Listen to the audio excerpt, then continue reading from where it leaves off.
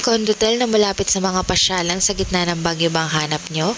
We stayed sa Mega Tower Residences 4 and nag-book ako directly sa page ng Pine Stay Condotel and Baguio Tours. Yung reception area nila is nasa ground floor lang ng Mega Tower 4. Tapat niya is yung clean wash laundry na katabi naman ng Family Mart. Tapat din ito mismo ng Goshenland Towers. Ayun na 7th floor na.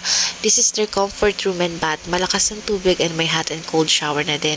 May basic toiletries din sila na nakalagay dito. May mga basic cooking and dining utensils din sila. Ibig sabihin, pwede naman dito magluto.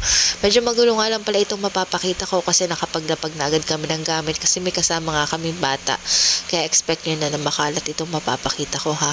Malaki din ang ref nila. Swak na swak to lalo na sa mga medyo magtatagal lang stay sa Baguio. Kasi makakapag-store kayo ng foods then reheat na lang. Malaking tipid din. Lalo na kung sa gabi ikakain kayo sa good taste. Panigurado kinabukasan may marireheat at marireheat pa rin talaga kayo, aabot pa yan ng kinatanghalianan.